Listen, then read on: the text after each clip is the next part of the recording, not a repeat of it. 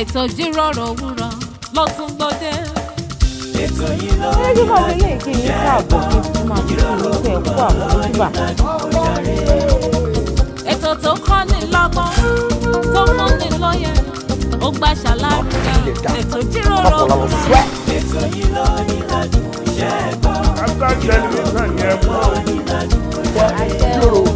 gbogbo ìkan pàtàkì láwùjọ lẹ máa bá níbẹ̀ gbogbo ohun tẹ́ fẹ́ mọ̀ nípa wọn ni wọ́n máa sọ. most of àwọn ọmọ tó wà talented tó ní ìlú àti láti ọ̀fà society.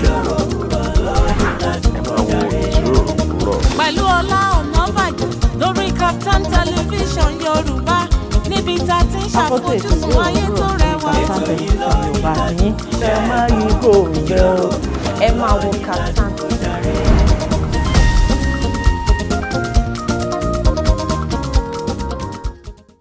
mo wá yìn ọ́ lógo ni ayérayé mo wá yìn ọ́ lógo ni gbanigbani ayé sáyà ọdí kan lù kan pa ọ̀pá kan wò kan yè mo wá yìn ọ́ lógo ni ọlọ́run tó jí wa sí mọ́lẹ̀ alààyè lọ́jọ́ tòní mo ní mo wá yìn ọ́ lógo ni ọlọ́run àná ọlọ́run òní ọlọ́run tó lọ kọrin ìkése mo wá yìn ọ́ lógo ni bàbá mi àgbàlagbà oyè àtòbájáyé mo wá yìn ọ́ lógo ni mo wá yìn ọ́ lógo ni àríìrọ alá olódù ọmọ àrè èmi ò mọ̀ yìn ọ́ lógo ni wọ́n mọ̀ fọpẹ́ fún ọ ni wọ́n mọ̀ gbé ọ̀gá ni wọ́n mọ̀ ṣe ọ́ lọ́ba ni lójoojúmọ́ ayé ni wọ́n mọ̀ yìn ọ́ lógo.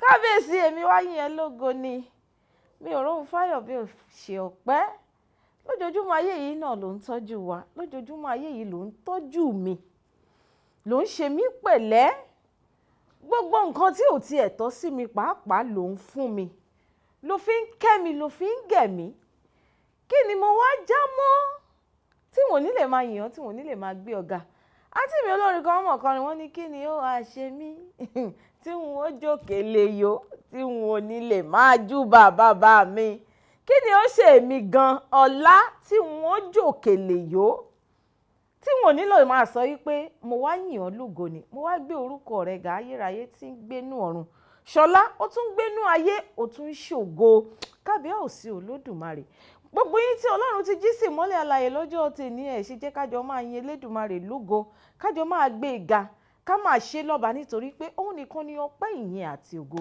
ló tọ́ sí kí máa fi eléyìí náà kí máa fi kí yín kó àmójúbà àkàntó ètò Ijiroro Owuro lọ́jọ́ tèmi lórí Startimes television Yorùbá tìyín orúkọ tèmi Ola Onabajo ayélujára ṣe ńlá fún mi aláṣàkẹ́tì yín gọ̀gọ̀ tí ò kọ́ mọ̀ bẹ́ẹ̀ dẹ́rẹ́ tí mo gbé tá a bá ti bọ́ sórí ètò Ijiroro Owuro báyìí gbogbo àwọn ọ̀tọ̀kùlú ìlú náà lè máa rí gbogbo àwọn onímọ̀ náà lè máa bá pàdé bẹ́ẹ̀ dẹ̀rẹ́ gbogbo ohun tí ẹ tún fẹ́ mọ̀ nípa wọn náà lè máa gbọ́ bẹ́ẹ̀ ṣe ń mọ gbogbo ohun tí ẹ fẹ́ mọ̀ nípa wọn náà lè máa kọ́ ẹ̀kọ́ kan tàbí èkejì tèmi ò sì wá ní yàtọ̀ nítorí pé àwọn àlejò táàjọ sọ̀rọ̀ àwọn náà ti wà ń kàlẹ̀ wọ́n ti wà ní digbí wọ́n ti wà nínú ilé àgọ́dọ̀ pẹ̀lú mi ṣùgbọ́n tí àsìkò bá tó ẹ máa rí ojú tiwọn ọ̀rọ̀ mọ̀rọ̀ kékeré tá a máa fi ṣíra wa létí lóore ní ó náà ni màá pe àkórí ẹ̀ ní yéé lùlù bámúbámú ni mo yó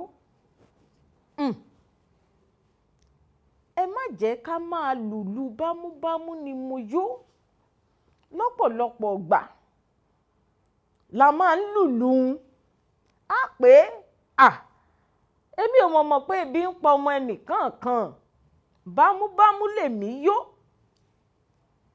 ní gbogbo ibi tá a bá ti bára wa pátápátá ìwọ ò ṣe ọ̀gá iléeṣẹ́ ìwọ ò ṣe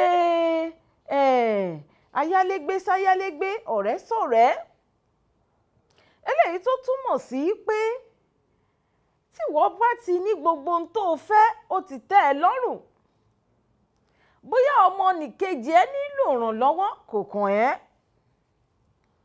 bó o bá ti ń ṣerú yẹn o ti ń lùlù bámúbámú ni mo yó èmi ò mọ̀ pé bí ń pọ ọmọ ẹnìkan kan kìí sọ̀rọ̀ oúnjẹ nìkan bí wọ́n bá wà ní agbègbè tó jẹ́ pé àwọn èèyàn nílò ìrànlọ́wọ́ kìí sọ̀rọ̀ owó nìkan bọ́nà bá fún ẹ ní ẹ̀bùn kan tó wò pé àwọn ọmọ tí sì ń fẹsẹ̀ gbálẹ̀ káàkiri tí n bá pè wọ́n pé yẹ ẹ wá fojú sẹ́bùn yìí, ẹ wá fojú síṣẹ́ ọwọ́ yìí, ó ṣeé ṣe kó wá wúlò fún wọn lẹ́yìn wá ọ̀la. Bó o bá pè wọ́n, tó o bá nawọ́ ìfẹ́ yìí, kò sí ní tó burú ń bẹ̀. Ẹ̀yin ti ń dá mi lóhùn pé ẹ̀yin nawọ́ ìfẹ́, ibi ni wọ́n fi sú yín. Kò ní Ọlọ́run ò dá wa dọ́gba. Ó ṣeé ṣe kẹ́ ẹ nawọ́ ìfẹ́ sẹ́nìkan kan fi bí sú yín. Kò túmọ̀ sí pé ẹ wá ní nawọ́ ìfẹ́ ìyẹn mọ́ sí ọmọ ẹlòmíì tó nílò ẹ̀. Ẹ dákun, ẹ má jẹ́ ká máa lùlù bámúbámú ni mo yó. Èmi ò mọ̀ pé bí ń pọmọ ẹnì kọ̀ọ̀kan ní gbogbo ibi tá a bá ti bára wa pátápátá. Ìwọ òjọ́gà ilé iṣẹ́, báwọn ọmọọṣẹ́ bá ṣiṣẹ́ tó nílò láti gbowó ọ̀yà fún wọn lásìkò tó yẹ kó o fún wọn. Bó bá yẹ kó o fún wọn lénìí mọ́ sọ́dọ̀ọ̀sẹ̀ tí ń bọ̀, nítorí pé owó ọ̀yà ẹlòmíì ó ní í ṣe pẹ̀lú ẹ̀mí, tó sì jẹ́ pé tó o bá fi owó ọ̀yà ń pọ́n lójú, ó ṣeé ṣe kẹ́mi bọ́ sí i. Ìwọ sì ń lùlù bámúbámú lèmi yó. Ẹ dákun, ìwà tí ò dáa ni. Ní gbogbo ibi tá a bá ti bára wa pátápátá, ẹ má jẹ́ ká máa lùlù bámúbámú ni mo yó. Nítorí pé nítorí àtúbọ̀tán, nítorí pé nígbà tó bá fi máa tàbára lé, yóò tún tàbára oko pàápàá. Ẹ kú kalẹ̀ lórí ètò Ijiroro Owuro. Ẹ jẹ́ ń dé òkè lọ́hùn kí lè fi jó gbé àwọn àlejò mi gẹ́gẹ́gẹ́ sórí ìjókòó. Nígbà tí bá fi padà dé, èmi àti wọn náà lájọdé. Ẹ kú kalẹ̀, àpadàbọ̀.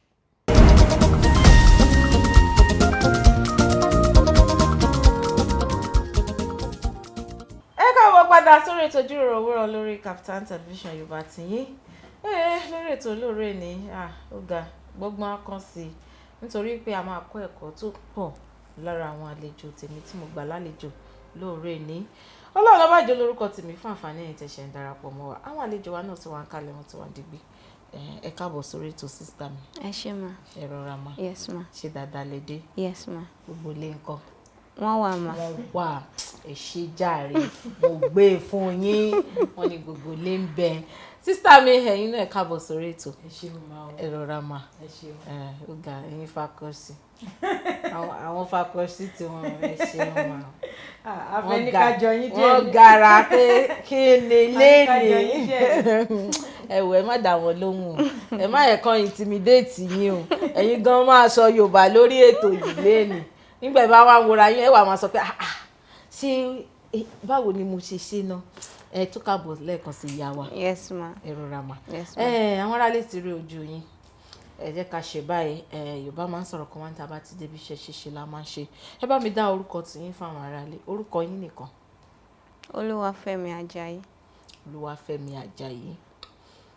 Sister mi, ẹ̀yin náà bá mi dárúkọ yín fáwọn aráalé káwọn aráalé mọ̀ yín. Orúkọ tèmi ni Seyi Ajayi. Ó túmọ̀ sí pé Ajayi, báwo ni ìbáṣepọ̀ tó wà láàrin yín méjèèjì, báwo ló ṣe rí? Èmi ní kékeré, ẹni tó wà ní ẹ̀gbẹ́ mi lẹ̀gbọ́n. Kọ̀tí ẹ̀jọ́ ó dàbí ẹ̀yin ni àti. Àbí ni wọ́n kó ọjọ́.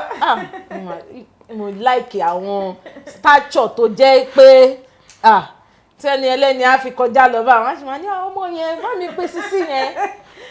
Sí náà, so you see, ẹ gbọ́, wọ́n ní ẹ̀yin ni àgbà, àwọn ni àbúrò yín.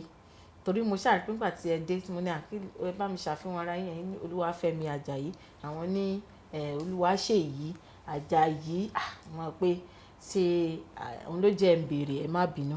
Ẹ jẹ́ ṣe báyìí, irúfẹ́ àwọn iṣẹ́ wo ni sister mi Oluwafemi máa ń ṣe? Irúfẹ́ gbogbo iṣẹ́ tẹ́ máa ń ṣe pátápátá. Okay. I'm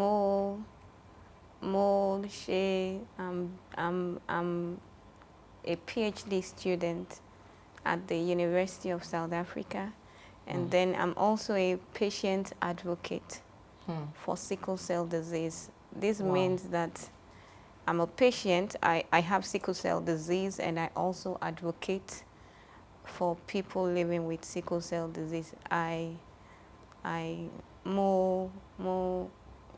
mo speak for those àwọn tó ní Sickle sickle cell disease Àrùn. bí èmi. Yes. Ó túmọ̀ sí pé ẹ ní PhD ní. Mo in the process. In the process. Yes. Nínú course wo? Nínú science and technology, fabric technology. Wow, science and yes. fabric technology. Yes. Wow, ẹ ń wo láti gba oyè PhD lọ́wọ́lọ́wọ́ báyìí. Ẹ tún wá jẹ́ agbẹnusọ fún àwọn tó ní àrùn sickle cell. Yes. Láti ìgbà wo lẹ ti bẹ̀rẹ̀ sí ní ṣe iṣẹ́ Okay, yìí? the iṣẹ́ yẹn it started in 2019. 2019. Yes. Ìyẹn ti dàbí ọdún bíi mẹ́ta sẹ́yìn. Yes. Báyìí. Yes. Tẹ́ bẹ̀rẹ̀ sí ní ṣe agbẹnusọ fún àwọn tó ní àrùn sickle cell. Bẹ́ẹ̀ni. Mò ń padà bọ̀ lọ́dọ̀ yín. Ìyá wa jẹ́ káwọn aráalé mọ̀ yín náà, irúfẹ́ àwọn iṣẹ́ wo lẹ máa ń ṣe? Orúkọ mi mo ṣe sọ lẹ́ẹ̀kan Seyi Ajayi. Olórin lèmi o. Olórin gbajúgbajà. Àwa ò ṣe PhD, olórin gidi lèmi. Àwọn ló ní ìwé. Àwa náà ṣèwé ṣùgbọ́n àwa tún fi entertainment kún tiwa. I'm a professional musician. Wow. Yes, I'm a broadcaster. Wow. Yes, I act. So kẹbàlì mọ̀ pé mo lọ Gbogbo ní sínú ṣe. art yẹn. Ẹ lọ sínú entertainment industry. Àwọn ṣe serious àwa lọ sí entertainment Ó tó ṣe ní tiwa. pàtàkì, ó dá bẹ́ẹ̀. Gbogbo wa náà lè sùn ká kọrí sí Bẹ́ẹ̀ni, ibi kan náà. Ṣùgbọ́n ẹ jẹ́ ká ṣe báyìí, àwọn ìwé wo lẹ́yìn náà láǹfààní àti kà? BSc yìí náà ní lágbára Ọlọ́run. Àwa ò tí ì ṣe dé oní PhD mọ́. À ń tẹ̀lé wọn lẹ́yìn àwọn àwòkọ́ṣe. Ẹ ń wá àwòkọ́ṣe. Ó dáa, ẹ wá àwòkọ́ṣe délẹ̀délẹ̀. Nínú BSc kí lẹ ní? Presently gan pàápàá mo tiẹ̀ ṣì ń kà lọ́wọ́. Okay. Bẹ́ẹ̀ni, à ń ṣe international relations lọ́wọ́lọ́wọ́ báyìí nísìnyí. Okay. Mo lè má fẹ́ sọ institution yẹn sórí Ó dáa. afẹ́fẹ́. Ṣùgbọ́n mo là ń ṣe lọ́wọ́lọ́wọ́ báyìí. So ni mo ṣe ní pé àwa ń tẹ̀lé àwọn lẹ́yìn. ń tẹ̀lé wọn jẹ́jẹ́ àdá lágbára Ọlọ́run.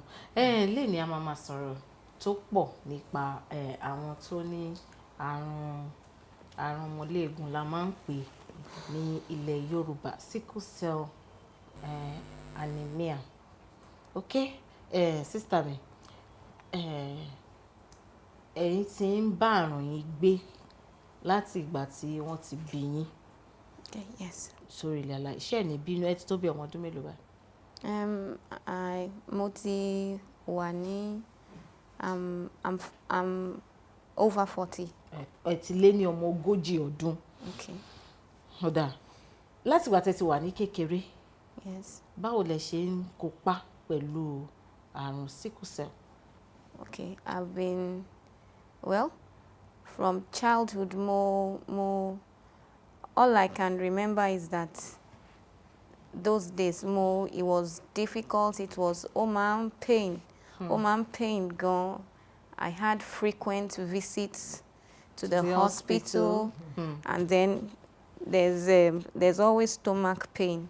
For children, our children younger than 10, there is this complication. One man splenectomy. That is one of the main complications as a child. So I had continuous stomach problem based on aiku. The stomach is one of the complications of sickle cell disease. So man pain me several times. My parents would take me to the hospital, drips, injections, and all of so many medications. Mo ní láti take, and then I couldn't do what my peers were doing. I'm a twin, and I wanted to copy my twin a lot because she's not kò ní sickle cell.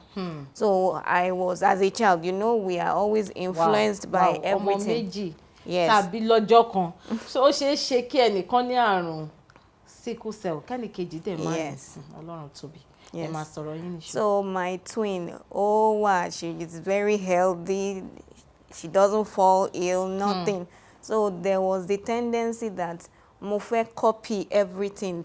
Yes. So if we go to the football, we want to play football, I will play football with her.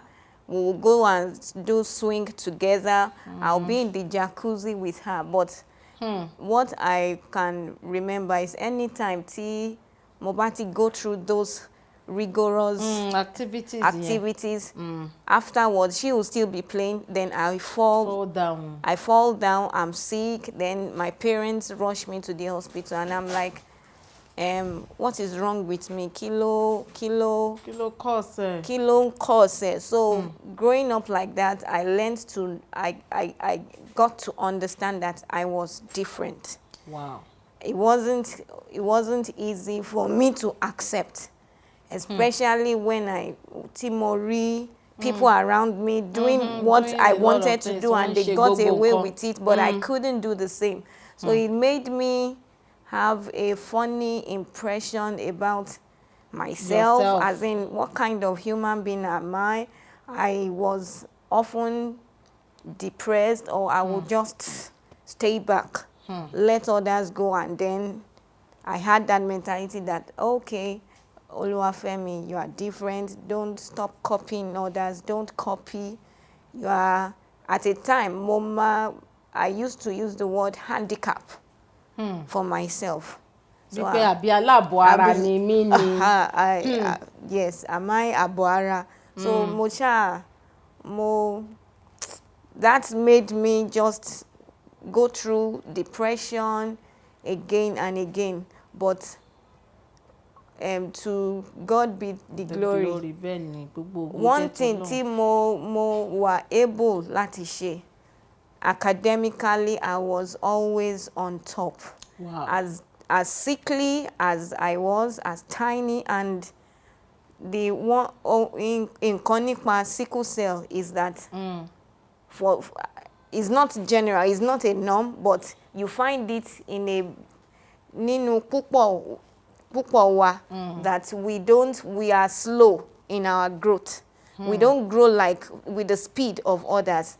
For example, I can look, okay, take for example now, I'm looking way younger than my actual age. Yes, so the tendency for me to attract boys that I can actually be their mother is very high. And so that is the thing. So at that age, I was small, sickly, but God gave me one grace to, I was the one representing the school in something, anything that had to do, okay, go and call her. Yes, aṣojú nílé ìwé. I will go and do maloshe aṣojú for other, representing the school in other, yes. So I was pé ẹ fẹ́ lọ ṣe quiz. Pé ẹ fẹ́ lọ ṣe competition. Yes. That has been that was like a solace. Nǹkan tí mo tẹ́ fi ń dára yín nínú dùn náà yes, nìyẹn. I used it to give myself solace for a long time. So even anytime tí mo bá ti sick. Tó bá tí ẹ̀yin ní Kẹ́hìndé. Yes. Tó bá ti mu táyé kó máa fò kó mu jábalẹ̀ káàkiri. Èmi lọ ṣe aṣojú gbogbo school wa. So anytime tí mo bá ti sick bẹ́ẹ̀, even Taiwo will come to me. She will hug me, Kẹ́hìndé, don't be sick. Kẹ́hìndé, where are you? There were times when mi ò ní lọ sí school for a whole term. There was a time my leg stopped working. I was just hopping with ẹsẹ̀ yìí, it just stopped. And I couldn't go to school for a whole term. My Taiwo was with me. Taiwo was holding, Kẹ́hìndé, please, when are you coming back to school? Mommy, what is wrong with Kẹ́hìndé? What's happening to her? But given all those things, God helped me to pull through. At the same leg to ní challenge that time. I thank God that at least it came back again. So having sickle cell as at that time, it was the main thing that affected me was the mental side effect, coping with me being more different from other people. But I thank God that with my family around me, wọ́n jẹ́ kí n feel the feel the pains, feel so upset, they were always able to get me out of it, and thankfully Moti go beyond that level now. Yes. Ọlọ́run á túbọ̀ perfect ìlera yín lágbára Ọlọ́run. Sísítà mi, ẹ jẹ́ kí èmi béèrè lè ẹjọ́ ń dàgbà papọ̀. Kí ni àwọn ìrírí tẹ̀yin rí nípa àrùn tá à ń pè ní sickle cell anemia yìí? Ẹ jẹ́ kí n tún ṣọ́ọ̀kì yín, ìbejì lèmi náà. Wọ́n kò fún mọ́mì yín ni. Ìbejì méjì ni mo máa wá ní. So tó bá jẹ́ ìbejì mi ló wà níbí, ní lè dá wọn mọ̀ yàtọ̀ tó wọ́n jọra gan. Táyé tiwọn, èmi Kẹ́hìndé, táyé tèmi àti tiwọn náà, Kẹ́hìndé wọn náà jọra. So yes. Kẹ́hìndé tiyín, táyé tiyín, Kẹ́hìndé lẹ́yìn méjì yìí. Kẹ́hìndé ni wá. So táyé tiyín ló jọ àwọn gan-an. Bẹ́ẹ̀ni, ẹ ti gbà. So bó ṣe rí fún táyé àgbà àti Kẹ́hìndé àgbà ló ṣe rí fún táyé kékeré àti Kẹ́hìndé kékeré. Táyé tèmi ní sickle cell. Ṣé ẹ get it? So àti inú oyún, we call something caregiver. Láti jọ wà. So bó ṣe jọ bí wa, ìwọ ti mọ̀ pé ìwọ náà ló máa mójútó táyé. Naturally wọn tiẹ̀ ní láti sọ fún ẹ torí wàá wà on the lookout báwo ni láti ìgbà tá a ti gbọ́njú ni mò ń sọ. Bẹ́ẹ̀ni. Kò ṣe ìgbà tá a wà ń bébì. So tá a bá ti ń lọ school, ìrírí tèmi ni mò ń sọ yẹn. Bẹ́ẹ̀ni, a fẹ́ gbọ́. Màmá mi káṣà ní láti primary 1 tí mo ti lè sọ̀rọ̀ dáadáa pé mọ́mì this. Wọ́n sọ fún mi pé ẹ̀yin méjì ni mo bí lọ́jọ́ kan náà. Ìkeje ò lágbára tó ẹ o. Ó ti mọ̀ pé tó bá lọ school ó máa ṣọ́. Èèyàn kan ò gbọ́dọ̀ ná o. Nǹkan kan ò gbọ́dọ̀ ṣe. Ṣe rí ibi páàtì èèyàn kankan ò gbọ́dọ̀ ná yẹn. Yẹn nìkan ni mo fẹ́ gbọ́. Ibẹ̀ lẹ́yìn ti dúró déédéé. Wọ́n ti dúró. Bá ní èèyàn kan ẹ̀mọ́ pé àwọn ọmọdé wọ́n máa ń ṣèṣe ọmọdé. Ẹlòmíì lè ṣé obìnrin náà ní táyé ti ń obìnrin nà? náà ni. Ó lè mú pẹ́ńsù fi gún. Mò ń ṣọ́ ẹ. Ìwọ kan ṣe. Àkọ́kọ́ kó rọ́ọ̀ṣì ẹ̀ rò pé mo lọ kọ́ ìṣẹ́. Nǹkan kan ò gbọ́dọ̀ ṣe táyé mi. Torí mo mọ̀ pé anytime tóòrùn bá pọ̀ jù, o gbọ́dọ̀ ní ìfura, kò gbọ́dọ̀ sí níta. Torí ó máa affect ẹ. Èmi dúpẹ́ pé aláwọn ẹ̀gbọ́n níwájú tó jẹ́ pé òun lè fi ṣàwòkọ́ṣe ṣùgbọ́n ìyẹn ò dá mi dúró. Ṣé rí gbogbo kájọ máa lọ mo ti mọ̀ lọ́kàn mi pé kò ṣeé ṣe bẹ́ẹ̀ àgàgà tí bá mọ̀ pé nǹkan tó máa fún ní wàhálà ni èmi máa lọ ṣe fún táyé. Ìgbà míì gan èmi ni máa fọ yúnífọ̀mù táyé sá. Bẹ́ẹ̀ ni àti socks ẹ̀ tí n bá ti rí pé bóyá owó ẹ̀ ń gbọ̀n àbí pé òjò ti pa wá láti school. Ṣé mọ̀ growing up I was on my toes. Mo wà alert gan. Kò sí pé bóyá o lè dẹ́ra lẹ̀ ṣe kinní kan because ó lè jẹ́ alẹ́ àkàngbò mọ́mì kí ló ṣẹlẹ̀ crisis. Mo rántí ìgbà kan torí mi ti bẹ̀rẹ̀ ọ̀rọ̀ orin yìí ti pẹ́ màmá backup àwọn olórin tí gbogbo wa mọ̀ káàkiri mo lè wà l'Ábùjá ìgbà tó yá ni màá kọ̀ sọ fún mọ́mì mi pé mo tún ti lọ mo fọlọ́run sí ẹni ló máa gbọ́ ṣùgbọ́n a ti bẹ̀rẹ̀ sí ní lo tẹlifóònù nígbà yẹn màmá mi pè mí wọ́n ní táyé ẹ wà lọ́sítítù ó serious o mo ní kí ló ṣe wọ́n ní wọ́n fẹ́ contemplate bó ṣe fẹ́ fún oxygen tó bá ṣe ń bọ̀ mo ní mo tiẹ̀ ti ń bọ̀ wọ́n ní bá wọn lọ́sítítù. That was one of the painful one for me. Bí mo ṣe rí pẹ̀lú tubes àti gbogbo ẹ̀ tó kàn ń ṣe díẹ̀díẹ̀ mo kàn sọ fún Ọlọ́run pé Ọlọ́run ó sọ pé báyìí ló ṣe máa rí. It was a very very very trying time growing up but we managed it by God's grace. Ọlọ́run fún wa ṣe láti lè manage ẹ̀ báwo ló ṣe ń ṣe náà sáré lóògùn yìí. Ibi tí mo fẹ́ lọ gan náà ni ẹ já ṣe báyìí ẹ já dé òkè lọ́hùn náà láti gbà tẹ̀ ti dé èmi tẹ̀ tí jẹ́ kẹ́ ẹ sinmi díẹ̀ ẹ já dé òkè lọ́hùn kẹsìmí ibi tẹ̀ sọ̀rọ̀ dé yẹn náà la máa ti gbé nígbà tá a bá padà dé ẹ jẹ́ ká béèrè lọ́wọ́ sísítà mi orin wo lẹ fẹ́ ká lọ wò nílé ká fi fẹsẹ̀ rájò ẹ wà pé orin Seyi Ajayi náà lẹ fẹ́ lọ wò kárí ewu náà ni àbí bó wà ní orin wo lẹ fẹ́ ká lọ wò nílé a fẹ́ lọ sílé agbára. Ẹ gẹ̀tẹ̀ orin ẹ̀ náà ni. Orin wọn náà ni ewo ń bẹ̀. Ọlọ́run kò fi mí sílẹ̀. Ṣé ó wà ní fídíò? Ó kúkú wà níbẹ̀. Ó wà ní Ọlọ́run ò YouTube. fi mí sílẹ̀, ó wà níbẹ̀. Ọlọ́run ò fi mí sílẹ̀ láti ọwọ́ Seyi Ajayi. Àwọn náà wà lórí ìjókòó báyìí. Wọ́n ṣe ẹjúwọ́ sáwọn aráalé. Kábí fẹsẹ̀ rájò lé tá a bá padà dé. Wọ́n fẹ́ mẹ́nu lé ọ̀rọ̀ kan lẹ́ẹ̀kan. Á padà bọ̀.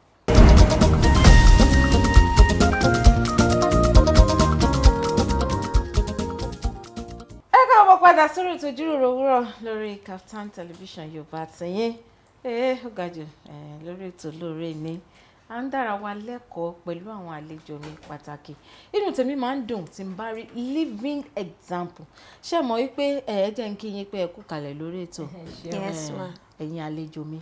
Ẹ mọ̀ wípé tí èèyàn bá ń sọ̀rọ̀ lọ́wọ́ sọ pé Sickle Cell Anaemia a lè ṣe báyìí a lè ṣe báyìí tẹ́niyẹn ò bá tí wà nírú position yẹn kan jam talk ni ẹ má bínú but sí ẹni tó bá wà nírú ipò bẹ́ẹ̀ tó bá lè jáde sọ̀rọ̀ inú mi máa ń dùn gan nítorí pé àwọn èèyàn máa kọ́ ẹ̀kọ́ gbogbo nǹkan tẹ́niyẹn bá dẹ̀ sọ wọ́n á gbà gbọ́ nítorí pé wọ́n mọ̀ pé ẹniyẹn náà ń la irú nǹkan bẹ́ẹ̀ yẹn kọjá ó ní mo sọ pé inú mi máa ń dùn tí n bá rí àwọn èèyàn tó wà ní ipò kan tán sì ní ọkàn láti liberate a whole lot of people inú mi máa ń dùn gan òun ló jẹ́ kí n tó sọ wípé ẹ káàbọ̀ lẹ́ẹ̀kan sí ẹ kú jókòó lórí ètò ẹ ń sọ̀rọ̀ kan lọ kó tó di pé a lọ sí òkè lọ́hùn láti lọ fi ẹsẹ̀ rajó díẹ̀ torí mo fẹ́ béèrè wípé àwọn ìgbésẹ̀ wo àbí àwọn ipa wo ni ẹ kó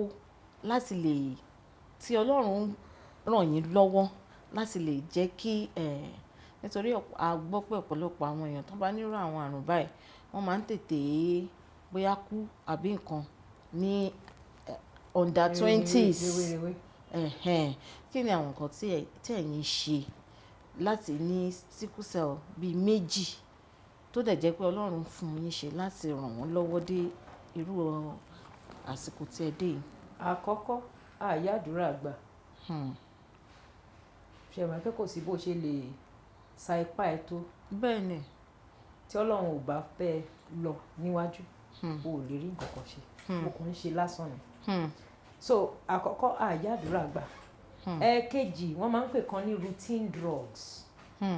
That is àwọn oògùn tó gbọ́dọ̀ máa lò ní gbogbo ìgbà. Ní gbogbo ìgbà.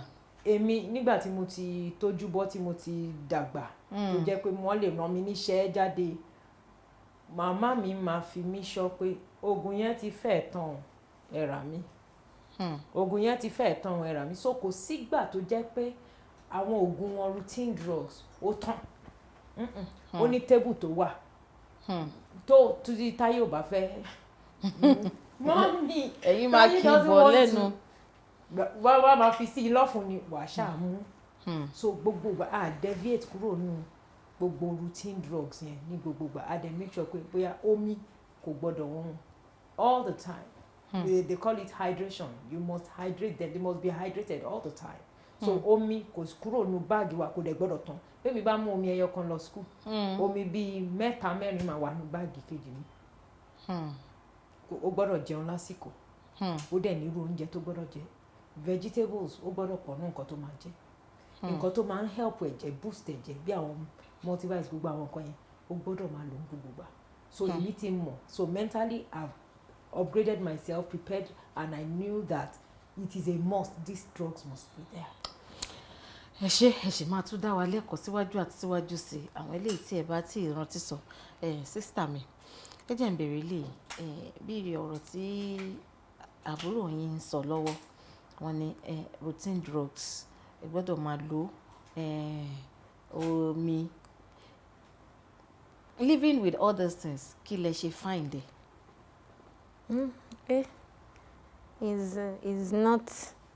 It's not been easy and in the human beings naturally we don't like rules. We like to be free. Affair free in everything. We don't want to be cage wa. No, we don't choking. But when you know pé your life and your your survival depends not only on God, it also depends on awon ogun. Then you have to stick to it because you are not living for yourself alone. You are living for those around you. Bẹ́ẹ̀ni, bẹ́ẹ̀ni. There are destinies tied to you. There are bẹ́ẹ̀ni. lives. Àwọn Àwọn ẹlòmíì that are tied to you. So tí o bá ṣe nǹkan tó wrong, it's going to affect a lot of people. So you have to stay alive for those you love, those that their destinies are tied to you. So when you think of that, then your body it pushes you to try to fight. Take your drugs. I naturally me like drugs. Me like drugs. But when I know that I must take these drugs so that mo mi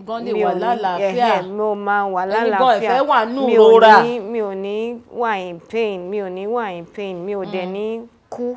Because if anything happens to me now, it's going to affect my mom, it's going to affect my siblings, it's going to affect my loved ones, it's going to affect a lot of people. Because, so you have to sit yourself down and say, hey, Kenny, I don't want to do it. But because of these people, I must do it. So I have to take my folic acid every day. I have to take every other routine drug. And it's even different from routine supplement. Supplement is àwọn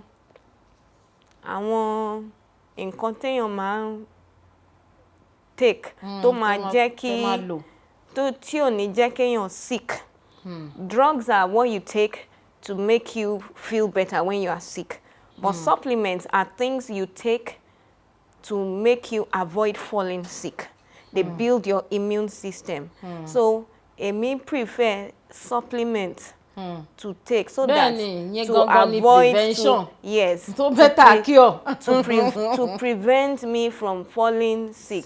Because that time when I'm sick, injections, drips, transfusions, a lot of complications. So it's better for me láti avoid it. So I stick to my supplements I take drugs too, but I more supplements more so that I will be on my feet. I will be healthy. The healthier I am, the better for everyone around me.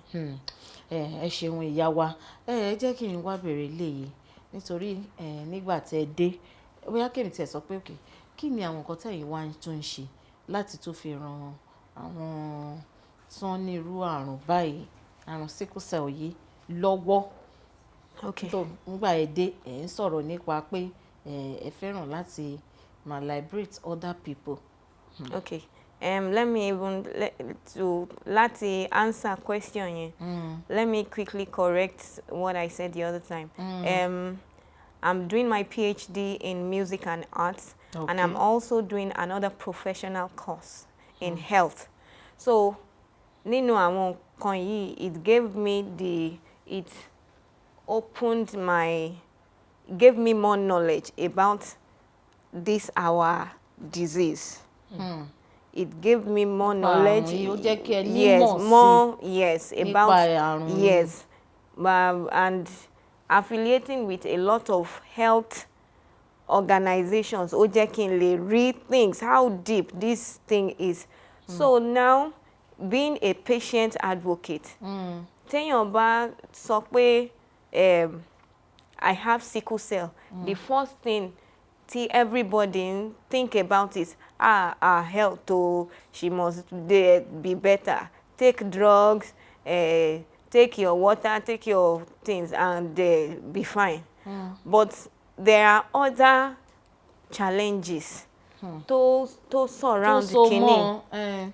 For example, now, stigmatization I'm sorry, I don't know that word in. Bí àwọn èèyàn ẹnu àtẹ tán ti ń tán máa bù lu èèyàn. But stigmatization. The stigma is the àtẹ is téèyàn bá ti sọ in the society pé o ní sickle cell, you are in trouble.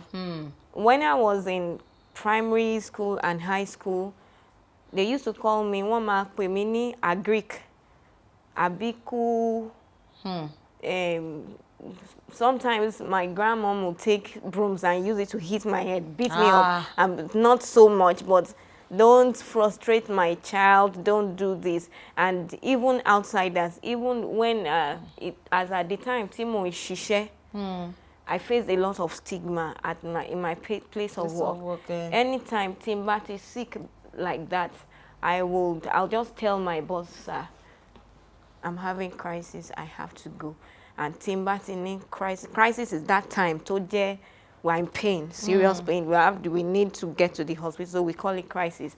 So anytime I'm at that period, I just tell my boss, please, sir, I'm in pain right now, I have to go. But the moment Timbati Kurumbishe, I may go for a week or 2. The moment I'm coming back, I'm at the door, entrance of my workplace. I hear all my colleagues giving me names, throwing names at me. It's funny names.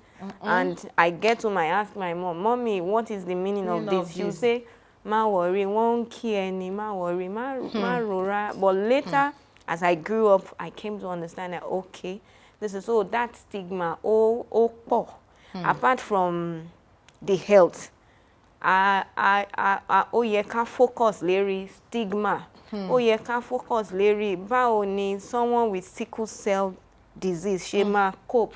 I have a job I am doing and coping with my health.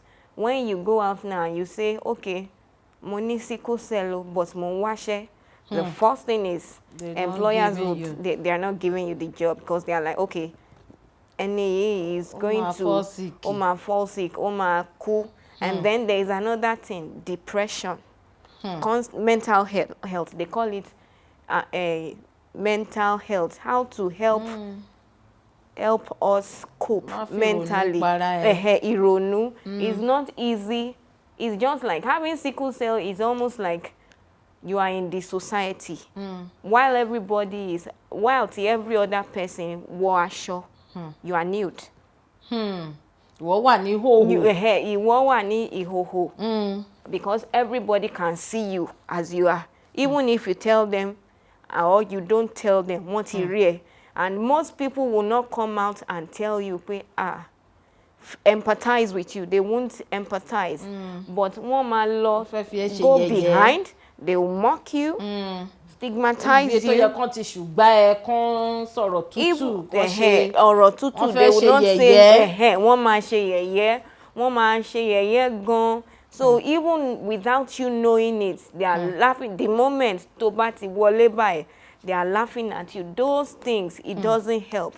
So you find a lot of people with sickle cell, either chronic suicidal tendencies, tàbí depression. And depression, yes. I've heard of so many cases. What is my worth? Even I, myself, there were times when I'm like, what's my worth? This sickle cell thing, why should I prolong the evil day? It has happened to me, but I thank God that somehow I went beyond, go beyond depression, and then me run towards that side. So now I've been able to concentrate on helping others. Wow. Country working, country to helpful in this situation. And we are the ones, we have the awalakpo globally. Awalakpo àwọn tó yẹ kẹ́ fi máa ṣe brand ambassador to give them reason to live. ẹ máa pa àwọn yẹn tì sẹ́gbẹ̀ẹ́ kan ẹ máa sọ̀rọ̀ in fact even all these our entertainers, the actors, the actresses, the media people, àwọn celebrities, you are supposed to come out in the open and then voice pé àwọn people yìí stop this stigma. Yes. Then what do they your match, your blood match, your genotype. If your genotype is not compatible with mine, that nǹkan tó máa ń cause sickle cell nìyẹn. Although it has gone beyond genotype compatibility. I have some members ní organization mi tó jẹ́ the father is AA, the mother is AA, and the child is SS. Yes, it has gone beyond that now. Although, yeah, it has gone beyond that. Yet, we shouldn't say Tori Tinye, we shouldn't care about our genotype. No. And some people want learning, oh, I love him so much. Our love will cover for the crisis. Wait till you see tẹ́ bá rí èèyàn tó ní sickle cell tó ní crisis. There was a time tí mo ní crisis tó jẹ́ as at that time I was gone. Mo ti kú. I knew I was gone, but somehow God just brought me back. So it's not about love. When that thing comes, you will forget love. So ẹ mọ genotype, so that you will avoid, because as I'm standing here, is the grace of God. It's not by I know the best doctor. No. I take my routine supplements the most. No. I take routine drugs the most. No. Or I am a patient advocate. No. It is by the grace and mercy of God that I am here right now, sitting down. So please let us be more conscious of this thing called genotype compatibility. Ẹ jẹ́ ká sọ̀rọ̀ Sister Seyi ká tó di pé a máa mú ètò yìí lọ sí ìdánudúró. Ó dá mi lójú pé ẹ ṣì máa tó padà wá ní kòpẹ́kòpẹ́ torí mo mọ̀ pé a lè sọ tán lénìí. Ṣùgbọ́n ẹ jẹ́ á sọ̀rọ̀ nípa genotype compatibility yẹn díẹ̀. Kí ni àwọn lọ́kọláya ṣe lè? Ẹ jẹ́ mu láti gba àwọn ìyá wa àti bàbá. Ẹ mọ̀ pé gbogbo ìgbà yẹn ojú wà lórúnkún. Bẹ́ẹ̀ni. Níta sọ yọ almost more than 50 years ago. Bẹ́ẹ̀ni. Ẹjọ́ ta ló fẹ́ máa bí yín? Are you a ta ló tiẹ̀ mọ tóun jẹ́? Ta ló mọ èèyàn? Jẹ́ afẹ́ra wa. Bẹ́ẹ̀ni. So gbogbo kinní yẹn dá oríṣiríṣi sí. Ọmọ mi gan tó wà níbì kan wọ́n kàn máa mọ́kọ lọ́ba. Kíákíá. Àbí wọ́n kàn máa mú ìyàwó lọ́ba. Ẹ ti gbà wọ́n ló ṣe ń bọ̀ látòkè òkun tàbí kan sàn kankan kí ọmọ bẹ̀rẹ̀ sí ní bímọ. Ẹ wo ọlọ́kọláya láti ibi tẹ́ bá ti ń court. No, tó tiẹ̀ ti kọ́kọ́ sọ fún ẹ pé mo láìkẹ́ òkè òṣè kò sí wàhálà jọ torí Ọlọ́run torí pé èmi gbé s nínú tèmi jọ kò sí wàhálà o ìwọ kan ṣáà kan tẹ̀lé ojúbọ láìkì mi tí a gbọ̀nà hospital bí èmi tó bá tiẹ̀ fẹ́ sanwó máa sanwó test bẹ́ẹ̀ni ká ṣe.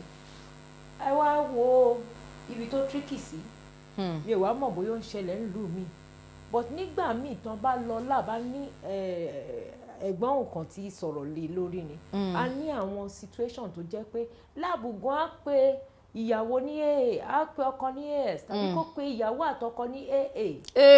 Àwọn láàbù ayé. Wọ́n á dẹ̀ lọ márì wọ́n á má rì tán wọ́n á bímọ wọ́n á máa sá kiri pé ṣé bí wọ́n pè mí ní a ṣé wọ́n pè mí ní as. Bọ́lá ti wá rí ss. Wọ́n wá rí pé wọ́n lọ síbi láàbù méjì lẹ́yìn yẹn abadi ss ní bóyá ọkọ tàbí as ìfẹ́ ss tí ló máa jáde níbẹ̀. So ẹjọ́ nítorí tọlọ́run nítorí we call them unborn generation. Ẹni tó ti ṣẹlẹ̀ ó ti ṣẹlẹ̀ already. Bẹ́ẹ̀ni. So èyí tá a lè prevent ló pọ̀ jù nù kínní.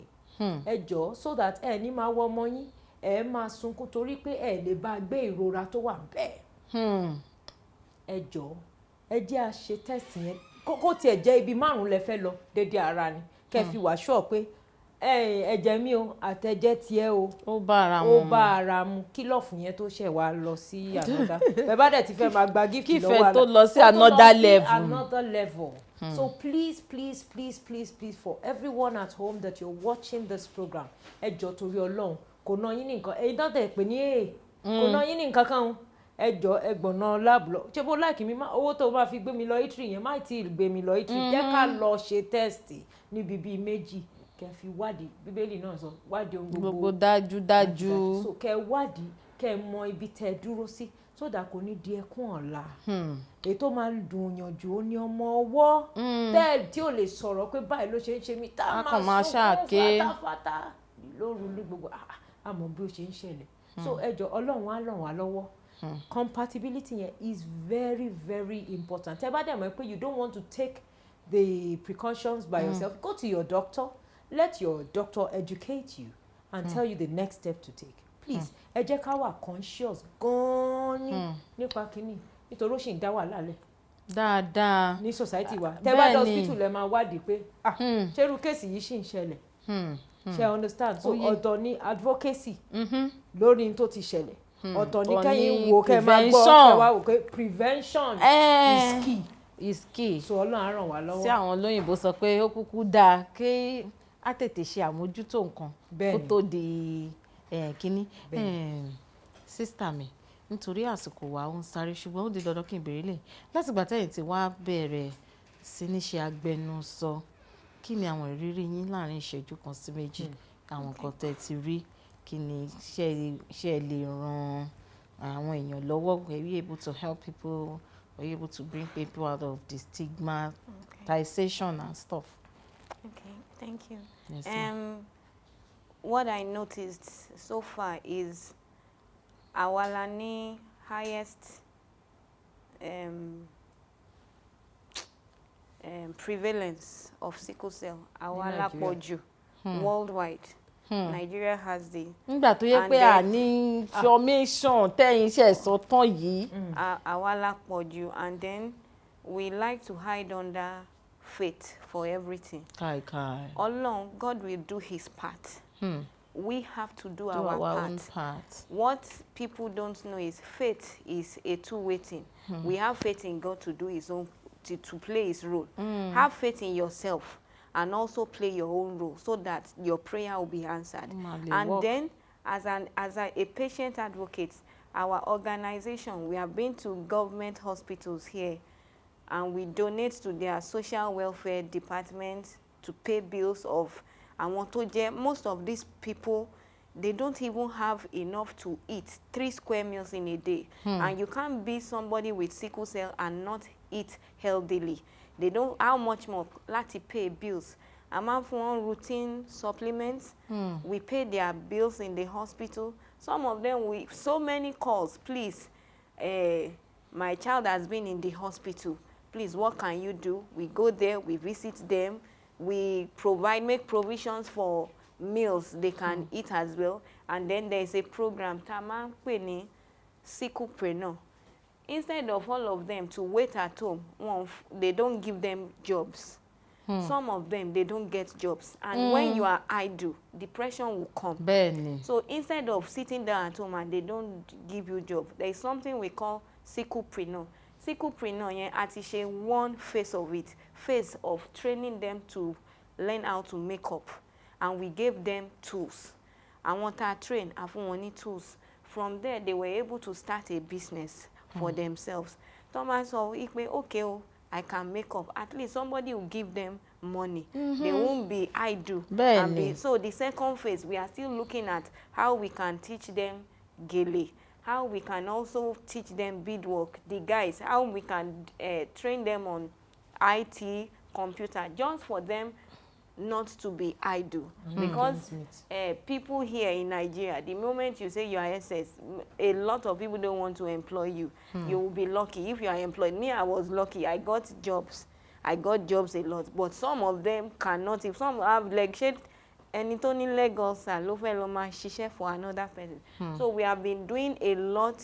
There was even a case tó jẹ́ after we had paid into the government hospital there. they just brought this girl to that hospital from nowhere.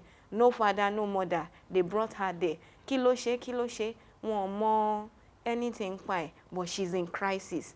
By the time they called me to come and look at her, her skin was very pale. They had to go to what we had donated to the social welfare department to pay this girl's bills, to do blood transfusion for her so that she can be okay.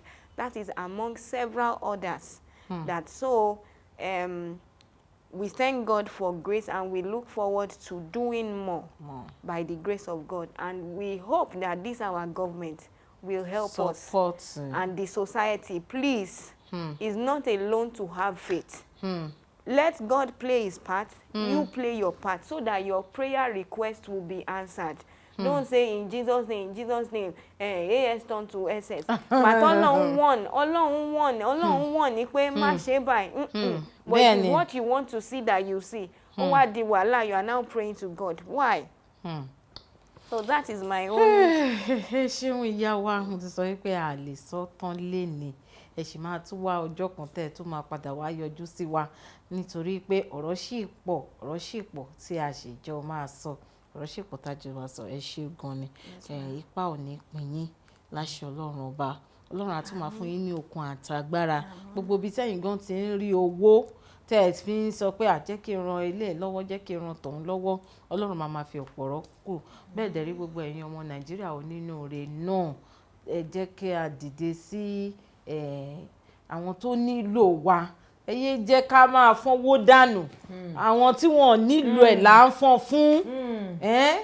Àwọn tí wọ́n nílò ẹ̀ là ń fọ́n fún. Àwọn tí wọ́n nílò ẹ̀ là ń fọ́n fún. Ẹ dákun. Wọ́n ní àbọ̀rọ̀ ló máa ń sọ fún ọmọlúàbí tó bá ti dé inú okun ẹ̀ báyìí yóò mọ dodindi. Ẹ já ṣe báyìí sister mi, nítorí àsìkò wa ó ti sáré, wọ́n ti ń ṣẹ́jú sí mi nínú ilé agodo. Níbo ni àwọn ará ilé ti lè pàdé yín lórí social media house? Okay. Our Facebook page is Girl Sickle Initiative on Facebook. Girl, G-A-I-L. Okay, Girl Sickle. Girl Sickle Initiative on Facebook. On Instagram, we are Girl Sickle In. One word. Girl Sickle In. And then on Twitter, we are Sickle Girl. At Sickle Girl, you will find us. You will find us there. Then our email is girlsickleinitiative@gmail.com. girlsickleinitiative@gmail.com. Yes. Is the email. Ẹ̀yin náà bá mi sọ bí táwọn ará ilé àti bá yín pàdé ká máa fi yẹn dágbére náà lórí ètò ilé. Lórí Twitter ẹ rí mi Seyi Ajayi. I am _Seyi Ajayi. Lórí Instagram ẹ rí Seyi Ajayi 7. And then lórí Facebook Seyi Ajayi. Ó simple gan. Very simple. Gbogbo bí tẹ́ máa ti bá àwọn àlejò mi pàdé, gbogbo ẹ̀ náà ni wọ́n ti ṣàlàyé. Tẹ́yin bá ní àrùn Aromolegun, Sickle Cell Anaemia, tí ẹ̀yin ní ẹ fẹ́ gba ìdánilẹ́kọ̀ọ́ kan tàbí èkejì tí ò yé yín dáadáa, gbogbo bí tẹ́ lè ti bá àwọn àlejò mi pàdé, gbogbo ẹ̀ náà ni wọ́n ti ṣàlàyé fún wa. Gbogbo àwọn àmọ̀ràn tó sì ti fún wa, gbogbo àwa tá a ní ọmọ tó ní irú àrùn bẹ́ẹ̀ tàbí a ní wọn, ẹ jẹ́ ká máa ṣe àbójútó wọn, ká dẹ̀ máa fún wọn ní ìdánilẹ́kọ̀ọ́ lọ́pọ̀lọpọ̀ ìgbà. Bí sister mi ṣe sọ pé prevention is better than cure. Lágbára Ọlọ́run á máa dúró tì wá, máa wà pẹ̀lú wa. A ti fẹ́ lè dágbére lórí ètò lẹ́ni náà rí oníyanṣe ọlọ́kà ṣe. Gbogbo yín tá a jọ ṣètò tẹ̀lé gbogbo yín náà la kí. Inú mi sì dùn pé ẹ̀yin náà tún ti rí ẹyọ kan tàbí méjì mú dání lórí ètò pẹ̀lú mi lọ́jọ́ títí ní. Orúkọ tèmi ò tí ì padà, Ola Onabajo ni mo ń jẹ́. Aya Olúwa ṣeun ńlá fún mi. Aláṣàkẹ́tì gbọ̀ngàn tí ò kọ́ mọ́ ẹ̀mọ́ ẹyọ kan bíi 1 million. Ó ga. Bẹ́ẹ̀ dẹ̀ tẹ́ bá fẹ́ bá mi náà pàdé, ẹ tẹ̀lé mi lórí gbogbo àwọn social media handles mi @Onabajo Olawale.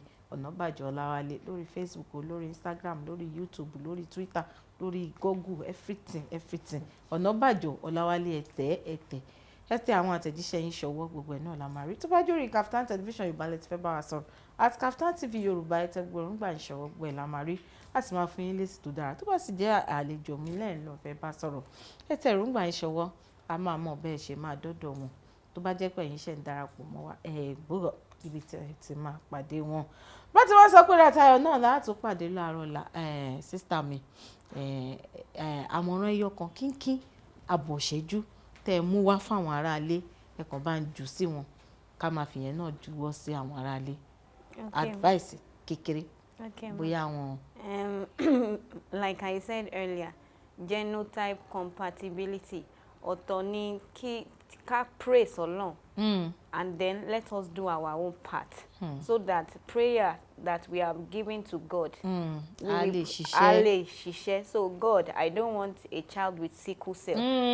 So my genotype is AS, then I cannot marry somebody with AS. Don't say that I'm praying to God and God will turn AS to AS. Save God that duty. Look for AA by yourself and then God will bless you. And then that prayer, Oma happen. And then for our TR SS already, please don't stigmatize us. Make our lives better. Don't put us into depression. Depression is our worst enemy. Please. Emma Tiwasi, depression that will make us start thinking. But because Tabati was depressed, that is it. Before you hear it, rest in peace. We don't want rest in peace. We want to live in peace. God bless you all. Thank you. Ẹ ṣé jájọ máa juwọ́ sáwọn aráalé. Bye-bye. Ètò Ijiroro Owuro ló tún gbòde.